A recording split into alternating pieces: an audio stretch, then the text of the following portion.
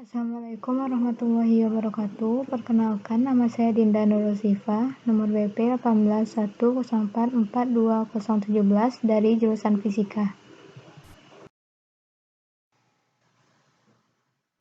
Pada kesempatan kali ini, saya akan mencoba menjelaskan materi fisika termal, yaitu fase zat murni.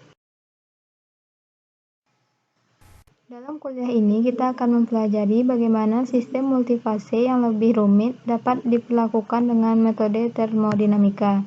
Prinsip panduannya adalah meminimalkan energi bebas Gibbs dalam kesetimbangan untuk semua sistem, termasuk sistem multifase. Pada gambar di samping, garis-garis pada diagram fase mewakili kondisi di mana dua fase berbeda dapat berjalan berdampingan dalam equilibrium. Titik yang menggambarkan ketiga fase dapat berjalan berdampingan disebut titik triple, sedangkan titik kritis menunjukkan bahwa pada temperatur dan tekanan yang sangat tinggi, fase cair dan gas menjadi tidak dapat dibedakan. Dari grafik sebelumnya, kita dapat mengetahui bahwa garis-garis yang membagi fase berbeda disebut kurva koeksistensi. Sepanjang kurva ini, fase berjalan berdampingan dalam kesetimbangan dan sistem secara makroskopis tidak homogen. Ketiga kurva koeksistensi dapat bertemu pada titik triple. Selanjutnya yaitu kurva koeksistensi. Sepanjang kurva koeksistensi ada dua fase yang berbeda, fase 1 dan 2 yang berjalan berdampingan dalam kesetimbangan. Sistem mengalami pemisahan fase setiap kali kita melewati kurva equilibrium. Setiap sistem yang bersentuhan dengan thermal bath diatur oleh prinsip energi bebas minimum. Bentuk kurva koeksistensi pada diagram fase P terhadap T ditentukan oleh kondisi persamaan ini.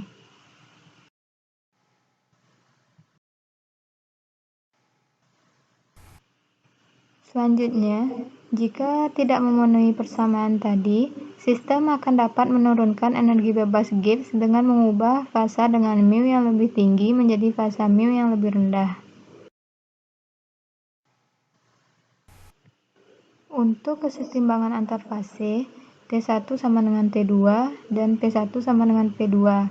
Meskipun G terus-menerus melewati transisi, H menunjukkan perilaku seperti persamaan berikut. Gambar di samping merupakan gambar kurva koeksistensi.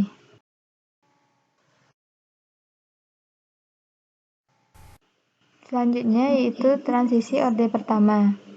Dari gambar 1 dapat kita simpulkan bahwa transisi fase orde pertama adalah transisi yang menampilkan lompatan entropi dan panas laten yang terkait dengan lompatan. Dapat dirumuskan seperti persamaan ini, dan untuk gambar yang kedua dapat disimpulkan bahwa L penguapan umumnya lebih besar dari L leleh. Sedangkan untuk yang ketiga ada sebuah titik critical point atau titik kritis. Jika melebihi titik kritis, gas tidak dapat dibedakan dengan cairan. Masih membahas transisi orde pertama, perhatikan bahwa pada transisi orde pertama, kurva G terhadap T memiliki arti nyata bahkan di luar titik potong.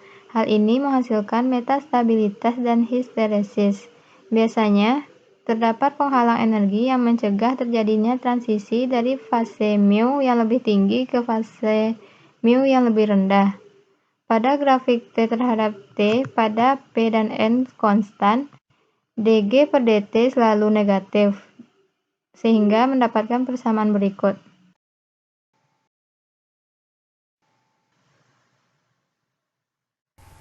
Pada transisi orde pertama, kita mendapatkan grafik seperti ini dan mendapatkan persamaan Cp seperti persamaan ini.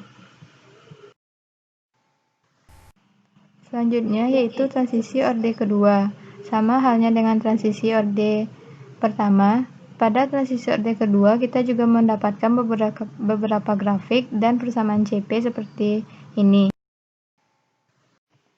Transisi fase orde 2 yaitu transisi fase yang digerakkan temperatur yang terjadi tepat pada titik kritis. Berbeda dengan transisi orde 1, transisi orde 2 tidak memerlukan panas laten atau L sama dengan 0. Dalam transisi orde tinggi, entropi kontinu melintasi transisi. Sedangkan dalam transisi orde 1, kurva G terhadap T memiliki arti nyata bahkan di luar titik potong. Tidak ada hal semacam itu yang dapat terjadi untuk transisi orde 2. Selanjutnya yaitu kita akan membahas tentang hubungan Clausius-Clapeyron. Dari grafik ini kita akan mendapatkan batas fase dan kemiringan batas, sehingga kita akan sampai pada hubungan Clausius-Clapeyron dengan persamaan ini.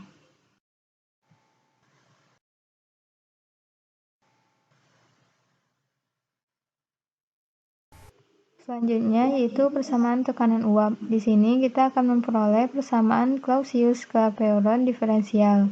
Dan untuk transisi fase gas ke cair, kita dapat membuat asumsi yang masuk akal sebagai berikut. Yang pertama, volume molar cairan jauh lebih kecil dari volume gas. Yang kedua, volume molar gas diberikan oleh hukum gas ideal. Dan yang ketiga, panas laten hampir tidak bergantung terhadap T. Ini merupakan grafik P terhadap T pada He dan H2O.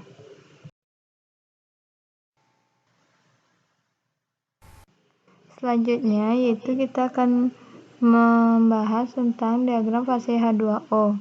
Dapat dilihat pada gambar di samping. Ketika es mencair menjadi air, perubahan entropi positif, sedangkan perubahan volume negatif, maka kemiringan negatif. Kita mendapatkan persamaan seperti ini. Persamaan Clausius-Clapeyron memberikan hubungan antara seluncur es dan pengamatan bahwa es mengapung di atas air. Pada slide ini menginformasikan tentang mengapa es itu licin dan beberapa percobaan yang dilakukan oleh fisikawan untuk menjawab pertanyaan mengapa es itu licin. Selanjutnya kita akan membahas diagram fase dari 4He. Helium adalah satu-satunya unsur yang tetap menjadi zat cair pada T sama dengan 0 dan P sama dengan 1 bar. Menurut teorema Nernst, untuk setiap proses yang membawa sistem pada T sama dengan 0 dari satu keadaan ekuilibrium ke yang lain, delta S sama dengan 0. Jika pada saat yang sama delta V sama dengan 0, maka dP terhadap dt sama dengan 0. Dan kemiringan dari kurva koeksistensi padat ke cair harus mendekati 0 sebagai T sama dengan 0, sehingga kita mendapatkan persamaan ini. Selanjutnya, kita akan membahas tentang diagram fase 3He. Terdapat beberapa grafik seperti ini. Kemiringan negatif memberitahu kita bahwa delta S dan delta V memiliki tanda yang berlawanan.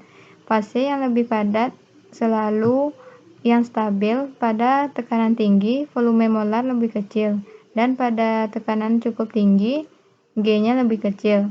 Ketika kita berpindah dari 3He cair ke 3He padat, volume berkurang, jadi S harus meningkat, sehingga kita mendapatkan persamaan ini. Pada efek Pomeranchuk, saat campuran padat ke cair dikompresi, panas dikeluarkan dari fase cair saat kristal terbentuk.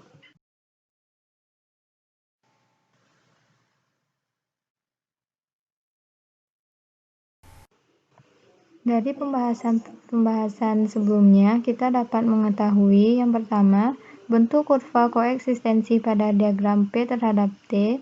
Yang kedua, kita mengetahui panas laten dalam transisi fase orde 1.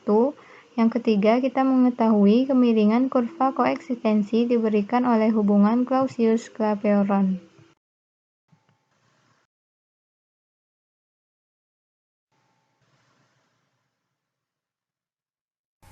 Yang keempat, untuk transisi gas cairan, kita dapat mengganti relasi CC dengan persamaan uap. Dan yang kelima, kita mengetahui poin triple.